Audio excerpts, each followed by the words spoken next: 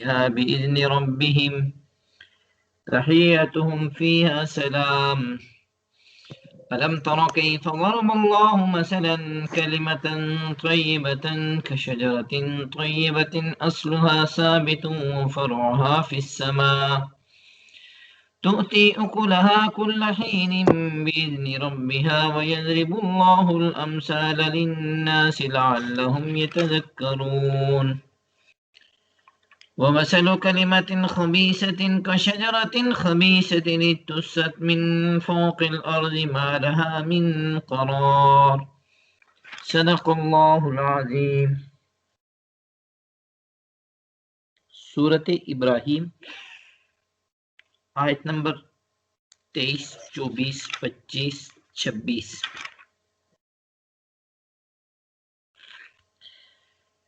گزشتہ آیات کے اندر بات ہو رہی تھی کہ اللہ رب العزت قیامت کے دن کی ان بے رخیوں کا ذکر کریں گے کہ جو انسان ایک دوسرے کے ساتھ بے رخی اختیار کریں گے۔ ہر ایک انسان دوسرے انسان کے ساتھ یہ کہتا رہے گا کہ میرا اور تمہارا تو کوئی لینا دینا نہیں۔ اور آج جو آیت میں نے تلاوت کی، اس آیت کے اندر اللہ تعالیٰ یہ فرماتے ہیں کہ ادخل الذین آمنوا وعملوا الصالحات جنات تجری من تحت الانہار۔ اگر دنیا کے اندر ایمان اور عمل صالح کر کے زندگی گزار گئے ہو تو اس ایمان اور عمل صالح کی وجہ سے اللہ تعالیٰ ایسی جنت میں تمہیں ڈال دیں گے جس کے نیچے سے نہریں بہ رہی ہیں، خالدین فیہا باذن ربہم، اور اس میں رب کے حکم سے تم ہمیشہ رہو گے، ختم ہونے والی چیز نہیں ہے وہ۔ تحیتہم فیہا سلام، وہاں ایک دوسرے سے جو ملاقات کر رہے ہوں گے اس میں بھی ایک دوسرے کو سلام کر رہے ہوں گے۔ ایک تو اس آیت میں یہ بتایا گیا کہ وہ لوگ، جیسے پچھلی آیات میں تھا کہ وہ لوگ جو نافرمانیاں کرتے ہیں کسی کی وجہ سے، قیامت کے دن وہ تو آپ کے سینئر جتنے بھی ہیں وہ انکار کر دیں گے، شیطان تک قیامت کے دن منہ پھیر لے گا کہ آج کسی کو کوئی کام نہیں آؤں گا۔ تو اب وہاں اس مصیبت اور اس عذاب سے جان چھڑانے کا طریقہ صرف یہ ہے کہ یہاں اپنے اعمال کو ٹھیک رکھو، اور یہاں اپنے اعمال کو جب ٹھیک رکھو گے تو یہ تمہارے اعمال وہاں قیامت کے دن اچھے طریقے سے کام آئیں گے۔ اور وہاں نافرمان لوگ ایک دوسرے کو یہ کہتے پھریں گے ما انا بمصرخکم وما انتم بمصرخی، آج کوئی کسی کی فریاد کو نہیں پہنچ سکتا۔ لا تلومونی لوموا انفسکم، ہمیں برا بلا کیوں کہتے ہو۔ وہاں یہ کہتے پھریں گے لو ہدان اللہ لہدیناکم، ہمیں کوئی راستہ سیدھا نظر آئے تو تمہیں بھی بتا دیں گے، لیکن نظر نہیں آ رہا اس طرح کا۔ سواء علینا اجزینا ام صبرنا، اب ہمارا چیخو پکار کرنا یا چپ ہو کے بیٹھ جانا سارا ایک ہی معنی میں ہے۔ یہ نافرمان لوگ تو ایک دوسرے کو یوں کہیں گے، لیکن ایمان اور عمل صالح والے لوگ جب ایمان اور عمل صالح کی بنیاد پہ یہ لوگ جنت میں داخل ہو جائیں گے تو تحیتہم فیہا سلام، یہ وہاں ایک دوسرے سے بیزاری نہیں ظاہر کریں گے بلکہ وہاں ایک دوسرے کو سلام کر رہے ہوں گے۔ اور یہ صرف انسان ہی سلام نہیں بلکہ وہاں تو اللہ تعالیٰ بھی انسانوں کو، جنتیوں کو سلام کر رہا ہوگا، سلام قولا من رب الرحیم، رب رحیم کی طرف سے کہا گیا تمہیں سلام ہو۔ تو ایک طرف دنیا کے اندر تعلق اور دوستیاں نافرمانوں کے ساتھ ہیں، اور ایک طرف دنیا میں تعلق اور دوستیاں نیک لوگوں کے ساتھ ہیں۔ تو نافرمان لوگوں کے تعلقات قیامت کے دن انسان کے لیے شرمندگی کا سبب بنیں گے، نیک لوگوں کے ساتھ تعلقات قیامت کے دن انسان کو کامیابی کا اور عزت کا سبب بنیں گے، وہاں بڑی خوش دلی کے ساتھ ایک دوسرے کے ساتھ لوگ مل رہے ہوں گے۔ حضور اکرم صلی اللہ علیہ وسلم نے فرمایا کہ الدین المرء علی دین خلیلہ، ہر ایک انسان اپنے دوست کی عادتیں اپنانا شروع کر دیتا ہے۔ فَلْيَنْظُرْ أَحَدُكُمْ إِلَىٰ مَنْ يُخَالِفُ، کسی کو دوست بنانے سے پہلے دیکھ لیا کرو کہ کیسے انسان کو دوست بنانے لگے ہو۔ اب دوست کی عادتیں اپنانے کی کا کیا معنی؟ اب کسی بھی انسان کے ساتھ انسان کے اگر تعلقات ہیں تو اس انسان سے ملاقات کے وقت انسان یہی چاہتا ہے کہ میں وہ کام کروں، اس طرح کی بات کروں، اس انداز سے گفتگو کروں جس انداز سے اس کو اچھی لگتی ہے، جس انداز سے اس کو پسند ہے، میں اس طریقے سے بات کروں۔ اور پھر یہ خود اپنی وضع قطع لباس اس طرح کی چیزوں میں کوشش کرے گا میں اس انداز کا کروں کہ تاکہ ان لوگوں کو برا نہ لگے۔ اب ہوگا کیا کہ پھر اس انسان کی عادتیں، اس انسان کے طور طریقے یہ انسان اپنے اندر ڈالنا شروع کر دیتا ہے۔ فرمایا فَلْيَنْظُرْ أَحَدُكُم مَّن يُخَالِلْ، کسی کو دوست بنانے سے پہلے یہ دیکھ لینا وہ انسان اچھائی والا ہے یا برائی والا ہے۔ اگر اچھائی والا ہے تو پھر آپ کو یہ چاہیے کہ اس اچھے انسان سے دوستی کر لو، کیونکہ یہ آپ کو اچھائیوں کی طرف لے کے جائے گا۔ اور اگر یہ انسان برائیوں کی طرف لے کے جانے والا ہے تو ایسے انسان سے تعلق نہ بناؤ، کیونکہ اس کی برائیاں تمہارے اندر منتقل ہونا شروع ہو جائیں گی۔ دوستی نہ بناؤ، ایسے انسان کے ساتھ دوستی اور قرب کا تعلق نہ بناؤ۔ ایک صاحب دل بزرگ سے ایک بات سنی اور بڑی کمال کی بات ہے، وہ یہ فرماتے ہیں کہ شیطان انسان کے لیے اتنا نقصان دہ نہیں ہے جتنا نقصان دہ ایک برا دوست ہے۔ شیطان اتنا نقصان دہ نہیں جتنا برا دوست نقصان دہ ہے، کہ جب ایک انسان کسی بھی موقع پہ ہو اور شیطان اس انسان کو کبھی بھی زبردستی نہیں کرتا کہ یہ میری وجہ سے یہ کام کرو، یہ گناہ کرو، صرف شیطان دل میں خیال ڈالتا ہے، شیطان اس کے فائدے دل میں ڈالتا ہے، شیطان اس کے لیے کچھ پلاننگ انسان کے دل میں ڈالتا ہے، لیکن کبھی ایسا نہیں ہوتا کہ انسان کو زبردستی پکڑ کے لے کے چل پڑے، چلو یہ ایسے کرو ہی کرو۔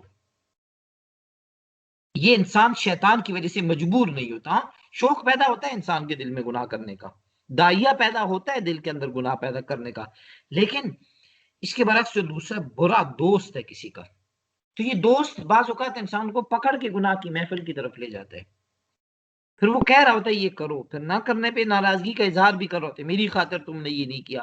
تو اس وجہ سے شیطان انسان کے لیے نقصان دہ ہے، لیکن برا دوست انسان کے لیے اس شیطان سے بھی زیادہ نقصان دہ ہے کہ یہ انسان کو گناہ کرنے کے اوپر مجبور بھی کر دیتا ہے۔ بعض اوقات انسان کے لیے وہ گناہ کرنا مجبوری ہو جاتی ہے۔ بہت سارے کام ایسے ہیں جو انسان غلط کام ہے وہ چھوڑنا چاہتا ہے، لیکن اس وجہ سے نہیں چھوڑ رہا کہ ہمارے گھر میں کچھ لوگ ایسے ہیں، کچھ افراد، ایک دو چار فرد ایسے جن کی وجہ سے اس کی مجبوری بنی ہوئی ہے۔ کچھ کام ایسے ہیں یہ نیکی کے کرنا چاہ رہا ہے، فرض ہیں یہ کرنا چاہ رہا ہے لیکن نہیں کر پا رہا، کیوں کہ دوسرے لوگ اس کو مجبور کر رہے ہیں کہ یہ نہیں کرنا۔ تو یہ حالات یہ انسان کے ساتھ ہے کہ انسان کو چاہیے کہ اپنے تعلق اور دوستی بناتے ہوئے یہ دیکھ لے کہ میں کس طرح کے لوگوں کو دوست بنا رہا ہوں، ورنہ قیامت کے دن جو برے دوست ہیں وہ تو یہ کہیں گے کہ مال نامی محیث، آج ہم ایک دوسرے کے کام آنے والے نہیں، کوئی کسی کو کوئی چھڑا نہیں سکتا۔ اور نیک دوست جو ہیں وہ اس آیت کے اندر اللہ تعالیٰ نے فرمایا کہ تحیتہم فیہا سلام، وہاں تو ایک دوسرے کو سلام کر کر کے ایک دوسرے سے ملاقاتیں کر رہے ہوں گے، اور ایک دوسرے کے ساتھ وہاں جب وہ ملاقاتیں کر کے بڑے لطف اندوز ہو رہے ہوں گے۔ اس اگلی آیت کے اندر اللہ تعالیٰ نے فرمایا کہ ضرب اللہ مثلا کلمۃ طیبۃ کشجرۃ طیبۃ اصلها ثابت وفرعها فی السماء، کہ مسلمان کی مثال ایک شجرہ طیبہ جیسی ہے۔ شجرہ طیبہ یعنی ایک پاکیزہ، ایک صاف ستھرا درخت۔ اس صاف ستھرے درخت کی مثال اللہ تعالیٰ نے بیان کی کہ جس طرح یہ صاف ستھرا درخت ہے یہی حال ایک مومن کا بھی ہے۔ یہ صاف ستھرا درخت سے کیا مراد ہے؟ مفسرین نے اس کے بارے میں بہت سارے اقوال اختیار کیے، لیکن زیادہ راجح قول جو ہے اور جس کی طرف حدیث میں بھی کچھ اشارہ ہے، یہاں شجرہ طیبہ سے مراد کھجور کا درخت ہے، کہ جس طرح کھجور کے درخت کو دیکھو جیسے یہ ہے، یہی حال، اسی طرح کا حال مسلمان کا بھی ہے، صاحب ایمان کا حال بھی یہی ہے۔ فرمائش ایک درخت ایسا اصلها ثابت، اس کی جڑیں زمین کی گہرائی تک گئی ہوئی ہیں، وفرعها فی السماء، اور اس کی ٹہنیاں جو ہیں وہ آسمان کی بلندیوں کو چھو رہی ہیں. توتی اکلہا کل حین، ہر حال میں یہ کھانے کے قابل ہوتا ہے، ہر دور میں، ہر زمانے میں، ہر جگہ میں یہ کھانے کے قابل ہوتا ہے. فرمایا یضرب اللہ الامثال للناس، اللہ تعالیٰ یہ مثالیں بیان کر رہے ہیں لوگوں کے لیے، لعلہم یتذکرون، تاکہ یہ لوگ اس سے نصیحت حاصل کریں. کھجور کے درخت کی مثال بیان کی گئی. اب اس کھجور کے درخت کو دیکھیں اور پھر اسی کھجور کے درخت کے مطابق ایک مسلمان کی قول و فعل کو اگر دیکھیں تو آپ کو کافی زیادہ مماثلت اور کافی زیادہ مشابہت نظر آئے گی دونوں کے اندر. کھجور کا درخت، بلکہ اس کے اوپر ایک حدیث ہے، اس کو بھی اگر آپ ذہن میں رکھیں تو یہ بات سمجھ آ جائے گی. ایک دفعہ حضور اکرم صلی اللہ علیہ وسلم بیٹھے ہوئے تھے تو آپ صلی اللہ علیہ وسلم کے سامنے جمار لایا گیا. جمار ایک کھانے کی چیز ہے جو کھجور کے درخت کے درمیان میں تنے کے اندر جو گودا ہوتا ہے یا اس کی جڑ کے اندر جو گودا ہوتا ہے، یہ گودا نکال کے اس میں سے اس کو کھایا جاتا تھا، اس کو جمار کہا جاتا ہے. حضور اکرم صلی اللہ علیہ وسلم کے سامنے یہ جمار لایا گیا، کھجور کے درخت کا گودا. تو آپ صلی اللہ علیہ وسلم کے سامنے وہ تھا، تو حضور اکرم صلی اللہ علیہ وسلم نے صحابہ اکرام سے ایک پہلی پوچھی کہ مجھے ایک ایسا درخت بتاؤ جس درخت کے پتے کبھی خشک نہیں ہوتے اور اس درخت کی مثال مومن جیسی ہے. صحابہ کرام اس رخ پہ دیکھ رہے ہیں کہ وہ کون سا درخت ہے جس کے پتے خشک نہیں ہوتے. کوئی جنگلات کے درختوں پہ سوچ رہا ہے، کوئی جب وہ کس طرح کے درخت، مختلف درختوں کا سوچ رہا ہے، لیکن کسی نے جواب نہیں دیا. حضور صلی اللہ علیہ وسلم نے بعد میں خود بتایا کہ یہ درخت جس کے پتے خشک نہیں ہوتے اور ہر حال میں وہ کارآمد رہتا ہے، وہ درخت کھجور کا درخت ہے. حضرت عبداللہ بن عمر رضی اللہ تعالیٰ عنہ فرماتے ہیں کہ جب حضور صلی اللہ علیہ وسلم نے یہ سوال کیا تو میرا ذہن کھجور کے درخت کی طرف گیا تھا، لیکن میں نے جواب نہیں دیا کیونکہ بڑے صحابہ کرام بیٹھے ہوئے تھے، وہ جواب نہیں دے رہے تھے تو میرا جواب دینا مناسب نہیں تھا. حضرت عبداللہ بن عمر رضی اللہ تعالیٰ عنہ بعد میں اپنے والد حضرت عمر ابن خطاب رضی اللہ تعالیٰ عنہ سے عرض کرتے ہیں کہ ابا جی، میرے ذہن میں یہ کھجور کا درخت پہلے آیا تھا لیکن میں احتراماً نہیں بولا ہوں. حضور صلی اللہ علیہ وسلم نے فرمایا کہ اگر تم اس وقت بول دیتے کہ یہ کھجور کا درخت ہے تو مجھے اس کے بدلے میں اگر ساری دنیا میں ملتی تو اس کے اوپر مجھے اتنی خوشی نہ ہوتی جتنا تمہارے جواب دینے کے اوپر خوشی ملتی. تو اس حدیث میں بھی کھجور کے درخت کو مومن کے مشابہ قرار دیا گیا ہے. فرمایا کہ ایک ایسا درخت لا تساقط ورقہ، جس کے پتے نہیں کرتے، وہ مومن کی مثال ہے. بخاری شریف میں بھی حدیث موجود ہے، مسلم شریف میں بھی موجود ہے کہ اس کے پتے نہیں کرتے. اب اس کی مشابہت یہی چیز یہاں قرآن کریم میں اللہ تعالیٰ بیان کر رہے ہیں کہ کلمۃ طیبۃ کشجرۃ طیبۃ، مومن کے کلمہ طیبہ کی مثال ایسے ہی ہے جیسے شجرہ طیبہ ہے.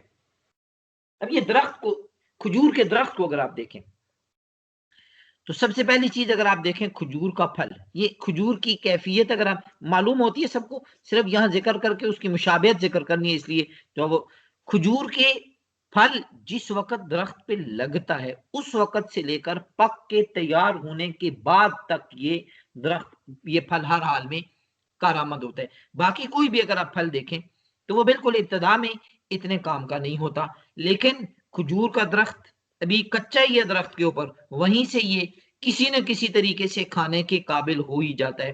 پھر پک گیا، پک کے بھی کھانے کے قابل، پکنے کے بعد خشک ہو گیا، چواری بنا کے کھانے کے قابل. پھر اس کے بعد اس کے سٹور کرنے کی صلاحیت جتنی کھجور کے پھلوں میں سے جتنی صلاحیت کھجور کے اندر ہے اتنی کسی اور درخت کے اندر نہیں. یہ تو ہو گیا اس کے پھل کا حال.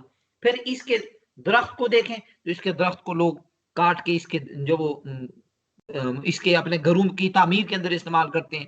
اس کے پتے جو وہ اس کی چٹائیاں بنانے کے استعمال ہوتی ہیں. اس کی جڑیں وہ کاٹ کے ایک عرصہ تک اس کے جو جڑیں ہیں وہ کاٹ کے ان کے ساتھ استعمال ہوتے ہیں برتن بنانے کے کام، جیسے دبا، نکیر، حنتم، مزفت.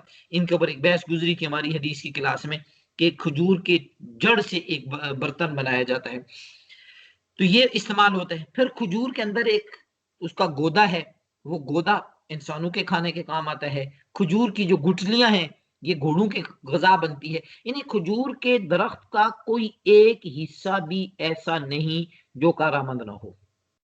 ہر ایک چیز، درخت، پھل کے حصے، پھل کے اجزاء، وہ بھی. اور دوسری چیز یہ کہ جو اہم چیز ہے وہ یہ کہ کھجور کا درخت ایک تو زمین کے اندر مضبوط ہوتا ہے اور بلند بھی آسمان کی طرف یہ زیادہ ہوتا ہے. یہ چیز بھی اس کھجور میں پائی جاتی ہے. اور تیسری چیز یہ کہ کھجور کا درخت عمر کے اعتبار سے بہت لمبی ہوتی، لمبی عمر، یعنی درخت کی عمر بھی لمبی، پھل کی عمر بھی لمبی، پھل بھی سٹور بہت زیادہ وقت تک ہو جاتا ہے. یہ مختصر سی چیزیں جو میں نے ذکر کی ہر آدمی کے ذہن میں ہوتی ہیں. ان چیزوں کو اگر آپ ذہن میں رکھیں تو اب اس آیت کا معنی سمجھ آئے گا. تو اللہ تعالیٰ فرما رہے ہیں کہ الم تر کیف ضرب اللہ مثلا کلمۃ طیبۃ کشجرۃ طیبۃ. مسلمان کے کلمہ طیبہ کی مثال ایسی ہے جیسے شجرہ طیبہ ہے. اب اس مسلمان کی مثال اللہ تعالیٰ نے دی ہے کھجور کے درخت کے ساتھ. اب یہ درخت کے ساتھ اس وجہ سے دی کہ سب سے پہلی چیز، کھجور کا جو درخت ہے وہ مضبوط ہوتا ہے. آندھی اور طوفان اس درخت کو جلدی گرا نہیں سکتے. اسی طرح مسلمان ایمان کے اعتبار سے مضبوط اور مستحکم ہوتا ہے، اور دنیا کے لالچ اور دنیا کی طرف سے انسان کو دی جانے والی جو وہ غلط فہمیاں اور کنفیوژن، یہ مسلمان کے ایمان کو متزلزل نہیں کر سکتی. کلمۃ طیبۃ کشجرۃ طیبۃ، اس انسان کا ایمان کا کلمہ اس طریقے سے مضبوط ہوتا ہے جیسے شجرہ طیبہ ہے. دوسری چیز یہ کہ جتنے بھی پھل لگتے ہیں اگر آپ ان کو دیکھیں تو درخت کی لمبائی کم ہوتی ہے. اس وجہ سے وہ پھل زمین کے قریب زیادہ ہوتا ہے. جب وہ زمین کے قریب زیادہ ہے تو اس صورت میں اس کو زمین کی گرد و غبار اس کے اوپر زیادہ لگ سکتی ہے. لیکن کھجور کا درخت زیادہ اوپر، یعنی صفائی ستھرائی کے اعتبار سے کھجور کا درخت زمین سے فاصلہ زیادہ ہونے کی وجہ سے یہ پھل زیادہ پاک صاف ستھرا ہوتا ہے طہارت اور نظافت کے اعتبار سے.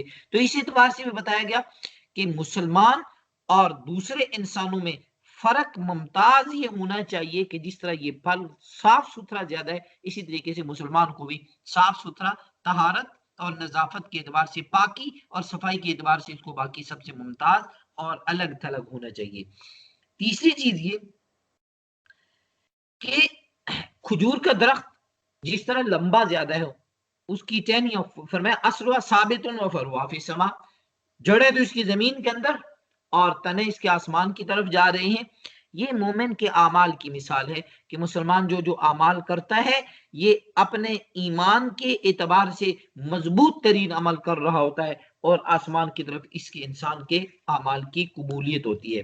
اور سب سے اہم مشابہت، جو آخری مشابہت اور سب سے اہم مشابہت ہے وہ یہ کہ جس طرح کھجور کا کوئی ایک حصہ بھی نہ درخت کا نہ پھل کا وہ ضائع جاتا ہے، کہیں نہ کہیں کسی نہ کسی استعمال میں آتا ہے، بالکل اسی طریقے سے مومن کی خوشی ہو تب یا غم ہو تب، اس کی غربت ہو تب یا اس کی دولت ہو تب، اس کا سونا ہو تب یا اس کا جاگنا ہو، اس کا دن ہو یا اس کا رات ہو، اس کی کمائی ہو یا اس کا خرچ ہو، اس کی زندگی کا کوئی بھی حصہ اجر سے خالی نہیں جاتا. اس کے اوپر مصیبت آتی ہے یہ صبر کرتا ہے، اجر ملتا ہے. خوشی آتی ہے شکر کرتا ہے، اجر ملتا ہے. سوتا ہے جب تو یہ سنت کے مطابق سو جاتا ہے، اس کو اجر ملتا ہے. اٹھ کے محنت مزدوری کر رہا ہوتا ہے، اور یہ کام جو کر رہا ہے یہ فرض سمجھ کے کر رہا ہے کہ بیوی بچوں کے اخراجات اور والدین کے اخراجات اور ضرورت مندوں کی ضرورت کے وقت مدد کرنا، یہ اخراجات پورے کرنا میری ڈیوٹی ہے. اب یہ فرض سمجھ کے کرتا ہے اور حلال کماتا ہے، اس کے کمانے میں بھی اس کو خرچ، سودا سلب خرید کے گھر لے کے آتا ہے بیوی بچوں والدین کی اخراجات پورے کرنے کے لیے، اس کے اوپر بھی اس انسان کو اجر. گویا کہ زندگی کپڑے خریدتا ہے اور اس نیت سے خریدتا ہے کہ سطر کا ڈھانپنا اللہ تعالیٰ نے فرض قرار دیا ہے، میں اپنے جسم کو ڈھانپوں گا. اس نیت سے ڈھانپتا ہے کہ نماز پڑھوں گا اور یہ لباس پہن کے میرے لیے نماز پڑھنا میرے لیے ضروری ہے. تو اس وجہ سے میں اب یہ ایک ایک چیز جو انسان کر رہا ہے، ظاہراً دیکھنے میں یہ انسان دنیا کے کام کر رہا ہے، لیکن اس کا کوئی ایک عمل بھی ایسا نہیں جو اجر سے خالی ہو. فرمایا کہ یہ ایسی چیز ہے کہ تؤتی اکلھا کل حین، تؤتی اکلھا کل حین، جس طرح کھجور کا درخت، ہر کھجور کے درخت کا پھل ہر زمانے میں کام آتا ہے، سردیوں میں، گرمیوں میں، یا غذا کے طور پر، دوا کے طور پر، لذت کے طور پر، کسی بھی ارادے سے انسان اس کو استعمال کر سکتا ہے۔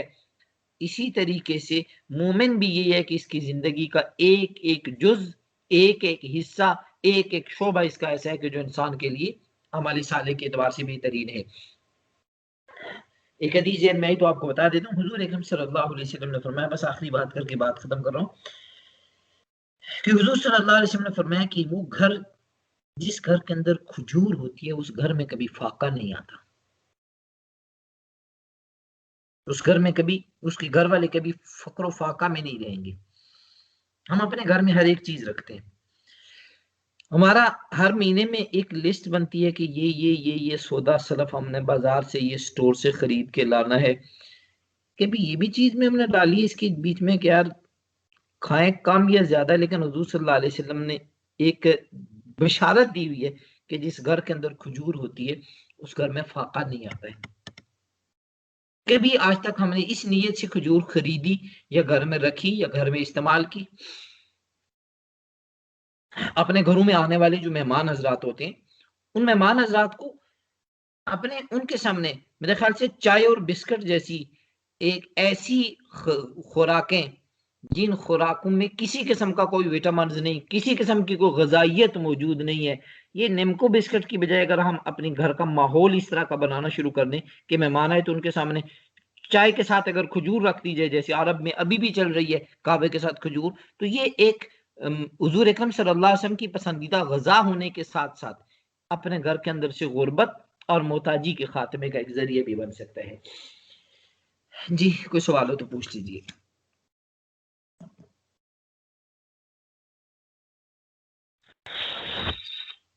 السلام علیکم قاری صاحب۔ جی وعلیکم السلام۔